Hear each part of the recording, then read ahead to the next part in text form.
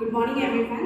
I am Mrs. Shilpa Satralkar and today we are going to learn something about blood transfusion and nurses' responsibility during blood transfusion. So we all know that blood is transfused. Transfused means it is infused in the patient. Now the indications for blood transfusion are nothing than road traffic accident where there is major blood loss, during the time of major surgeries where there is lot of blood loss, during the time of stab injuries, or during the time of any injuries where the patient has lost lot of his blood.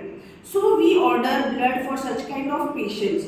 Okay, now the blood pint is of 350 ml. When a doctor orders blood, he writes it on the doctor's notes that blood transfusion has to be done to the patient. One pint of, you have to see how many pints of blood the doctor has ordered. Once you read the orders, you have to see which date is to be done. The transfusion has to be done. If the transfusion has to be done on the next day, you have to for the next day you have to send the patient's blood for blood grouping, for X matching, and for SS factor. These are the three important blood samples where we have to send the patient's blood. Okay, along this you have to send HIV, VDRL, and HBsG for the blood sampling. Once you do the blood sampling of the patient, you have to get the reports of the patient. From the reports, you will come to know what is the cross matching, what is the rhesus factor, and what is the blood group of the patient. You will also come to know whether your patient is HIV positive, maybe he is or he is not, or he has any other infections like HBsAg positive, or he is VTRL positive. If he is positive, special precautions has to be taken for this kind of patient. Now, once you know the cross matching and the blood grouping of the patient, you have to send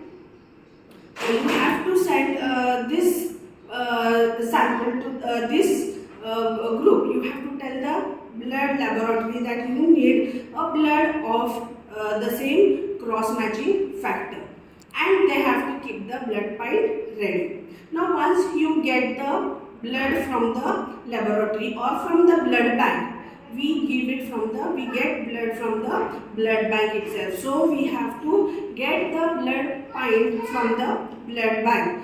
When you see the blood, when you get the blood pint, you have to check again what is the cross matching, what is the blood group, what is the rhesus factor, whether it is HIV positive, negative, VDRL negative, and HBsAg negative. When you know that it is safe to transfuse the blood to the patient, you have to keep the blood pint to get it into a normal, or to get it into a normal body temperature or normal room temperature, because it is very cold when you get it from the blood bank. Now, when you keep it to a normal temperature, you will explain the procedure to the patient about your transfusion, like what is the why you are going to transfuse the blood, how much time it is going to take to transfuse the blood, and before transfusion of the blood, you have to see that the patient gets ready, his mind gets ready for the transfusion, he himself is ready for the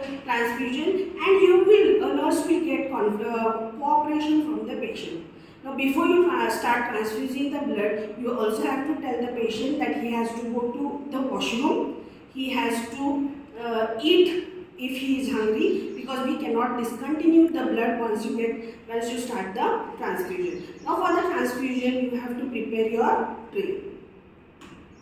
You have to prepare your tray for transfusion. Now, for the transfusion, you need to have a cannula, you need to have a blood transfusion set, you need to have a normal saline, you need to have a blood pint ready, and you need to have your adhesives ready and a tourniquet.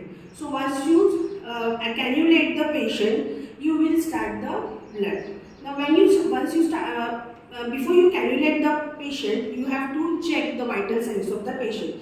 The parameters of the patient should be within the normal range, like the temperature, the pulse, respiration, SpO2 should be in the normal range. Any rise in the temperature, you have to inform the doctor. Any rise in the pulse, you have to inform the doctor. Any tachypnea, you have to inform the doctor, and then only start the transfusion, or you have to wait until the temperature of the patient comes down to normal.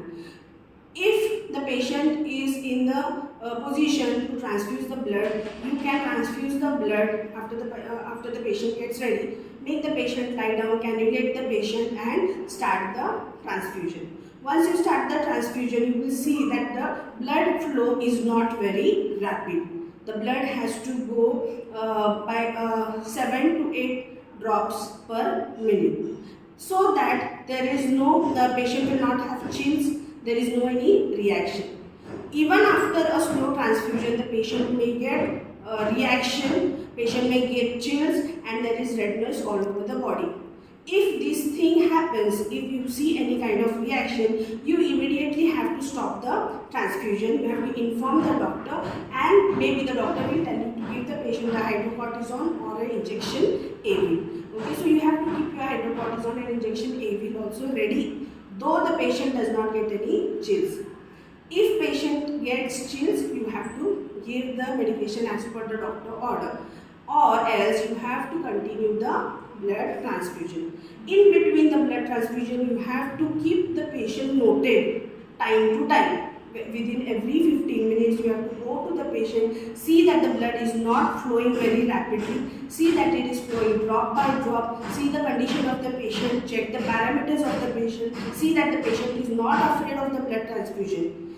If the patient is afraid of seeing the blood pint, you just have to cover the blood pint with a small piece of pillow cover or any piece of cloth, so that the patient does not get anxious, or he does not get very scared after looking at the pint of the blood.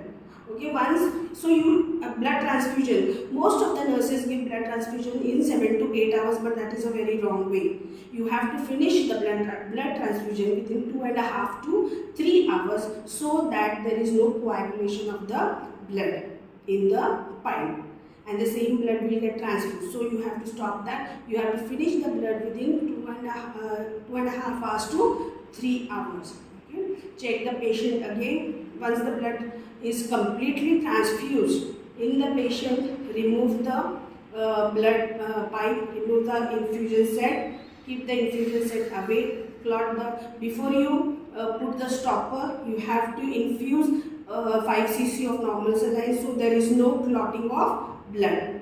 And once you put the stopper, see that the patient is in a normal condition, vital signs are in the normal parameters. You have to record that blood transfusion is given to the patient, 350 ml of blood transfusion is done, patient feels safe and no any problems at present.